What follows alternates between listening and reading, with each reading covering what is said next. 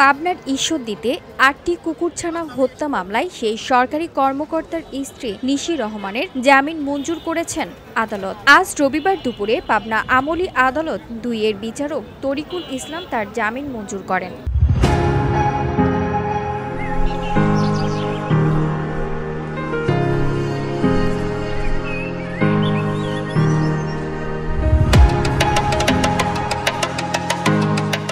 রাষ্ট্রপক্ষকে সহায়তাকারী আইনজীবী অ্যাডভোকেট মোশফেকা জাহান কণিকা জানান, আজ আসামির জামিন শুনানির দিন ধার্য ছিল। বিচারক শুনানি শেষে তার জামিন মঞ্জুর করে। পরবর্তী হাজিরা তারিখ আগামী বছরের ১১ জানুয়ারি। আজকে আসামির জামিন শুনানির জন্যই দিন ধার্য ছিল।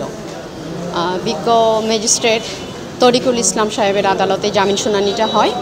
তো এই মামলার জামিনের ধারা সম্পূর্ণভাবে বেইলেবল সেকশন ছিল। জামিনযোগ্য ধারার অপরাধ বিবেচনায় আসামিটা আজকে জামিনের আদেশ প্রাপ্ত হয়। তবে মামলার তদন্ত যেভাবে চলছে সেভাবেই চলবে। ভবিষ্যতে অভিযোগপত্র দাখিল হবে। অভিযোগপত্র দাখিল হলে যদি দেখা যায় যে অভিযোগপত্র সঠিকভাবে আসছে আমাদের ধারণায়, অর্থাৎ রাষ্ট্রপক্ষের ধারণায়, তাহলে সেটা মামলা বিচারে যাবে। আর যদি এমনটা দেখা যায় যে না, সঠিক তদন্ত হয়নি, তখন আমরা হয়তো নারাজি দিতে পারবো। নারাজি শুনানি পরবর্তী যে আইনি পদক্ষেপ সেটা আমরা নেব এবং আদালত তার শুনানির প্রেক্ষিতে সিদ্ধান্ত দেবেন। মামলাটা আজকে কেবলমাত্র জামিন শুনানির জন্য ছিল। জামিনযোগ্য ধারা আর মহিলা বিবেচনায় আসামি জামিনের আদেশ প্রাপ্ত হয়। দীর্ঘদিন ধরেই ঈশ্বরদী উপজেলা নির্বাহী কর্মকর্তার বাসভবনে একটি কোনায় থাকত টম নামের একটি কুকুর। ১ সপ্তাহ আগে টম ৮টি বাচ্চা প্রসব করে। গত সোমবার সকাল থেকে তার ছানাগুলো না পেয়ে পাগল প্রায় অবস্থায় কান্না আর ছুটাছুটি করতে দেখা যায় মা কুকুরকে।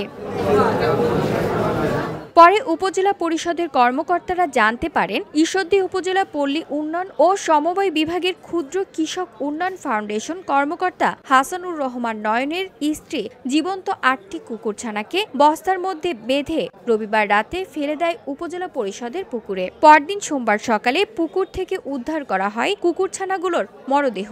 কুকুর হোক বা যে কোনো প্রাণী হোক অথবা মানুষ হোক, নিষ্ঠুরতা, হিংস্রতা এটা সবার ক্ষেত্রেই প্রযোজ্য।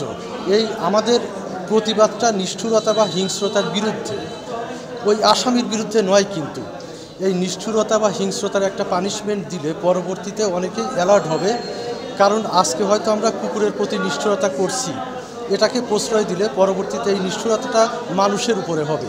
এবং আন্তর্জাতিক একটা গবেষণার মতামত যে যারা পশু পাখির উপর নির্যাতন প্রাথমিক জীবনে করে, পরবর্তীতে তারা বেশিরভাগই মানুষ মার্ডারের সাথে সংশ্লিষ্ট হয়। এ ঘটনায় মঙ্গলবার রাতেই ভাড়া বাসা থেকে তাকে গ্রেফতার করে পরের দিন বিকেলে আদালতে সোপর্দ করে পুলিশ। আদালত তার জামিন নামঞ্জুর করে কারাগারে প্রেরণ করে। VOD Bangla news desk.